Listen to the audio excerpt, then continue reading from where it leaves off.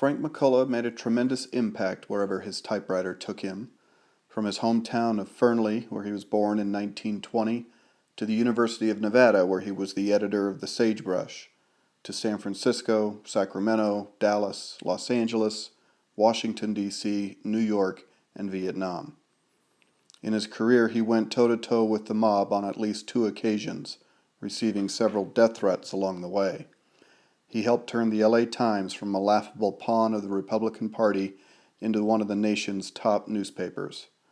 He furthered such social causes as civil rights in the segregated South, and his exposés on an unwinnable Vietnam War for Time and Life magazines helped open the eyes of an American public and perhaps led to an early end to the war. In a 2004 article in the American Journalism Review, Zaylen Grant, a reporter who worked under McCulloch in Vietnam, said, quote, "He was the most respected and best-liked journalist of the war," which of course is ironic because few in the general public have ever heard of Frank, but that's because he didn't have an ounce of self-promotion in his body. McCulloch faced several libel lawsuits and won them all, and some of those decisions today continue to aid journalists. When we started the Sagebrush Alumni chapter a couple years ago, we knew that we wanted to be able to give back to the students and the paper that gave us so much. And so we started the chapter to provide sponsorships, scholarships to the students, but then we also wanted to really appreciate our Sagebrush history, and that includes our alumni. And we are honored to present you with the 2014 Sagebrush Lifetime Achievement Award. I'm both delighted and honored. And we've got a little award for you. Oh, nice. Because we're always on deadline. Wonderful. That's So, wonderful. yes, this is for you. Oh, thank you, folks. That And is- you need a clock, Dad. All right, and Frank, if you could, just take us back to your days at the Sagebrush. What do you remember the most about those days? Well, I think I remember a photograph in the Artemisia about the same year, 1939 or 40, and it shows me sound asleep in my chair and the typewriter in the Sagebrush office, and which was upstairs in the old Student Union building at University Avenue and the entry gate. Okay. In that corner there, and so I was sound asleep up there, and the caption was "Dreaming up an editorial." Of course, tonight. And you probably were. I was. Oh, And no, my memory of the Sagebrush is all good. It was fun. We had plenty of kids, plenty of students willing to work at it, so that we could share the work and get it out pretty much on schedule. And the old George, that's his name, it was the name of the printer.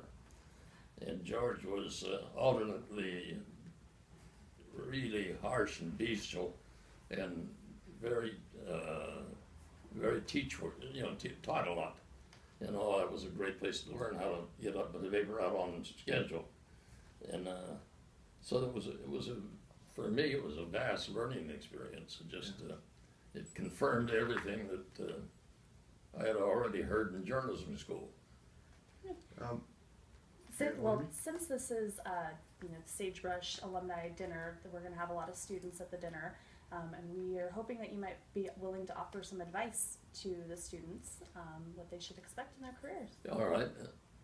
Yeah, I'll do that, although I don't think they're going to like the advice. They never do.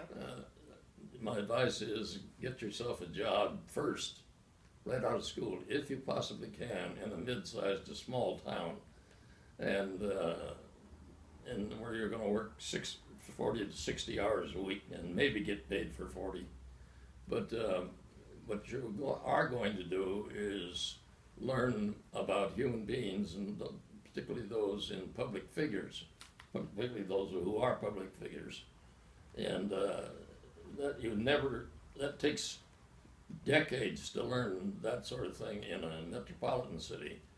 But in 2 years in Reading or any other town of that size or smaller, you'll have a far better picture of why human beings do what they do and how to cover that. Interesting. Good answer. Yeah. And Frank, obviously, such an accomplished career. What stands out? Your time at Time Magazine, editor of the Chronicle, L.A. Times. Obviously, spent some time in Reno. Yeah. What stands out? Well, in totally different ways, each of them does. All of them represented, as far as my participation was concerned, all of them represented completely different circumstances. Now, in hindsight, I should never have left the LA Times to go to Vietnam for time. That was a mistake. I should have stayed, and at least the prospect was excellent that I would have become editor. That was what I was told anyway. And I enjoyed the Times because I got to the Times almost coincidental with Otis Chandler.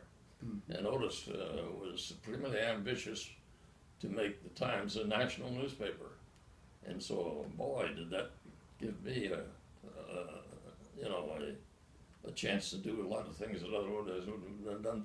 But then I enjoyed 8 years of City Hall, county commissioner reporting for, and legislative reporting for the Reno Gazette too. And there were certainly odds and ends during these 19 years I worked for Time and Life. There were interludes that were highly enjoyable, not including the Vietnam War. That was not too enjoyable. Yeah. Well, we all owe you a debt of gratitude, and I'm grateful that you let us come down here and talk to you today, and I really wish you could be at the dinner, but I do too. thank you very much. Thank you.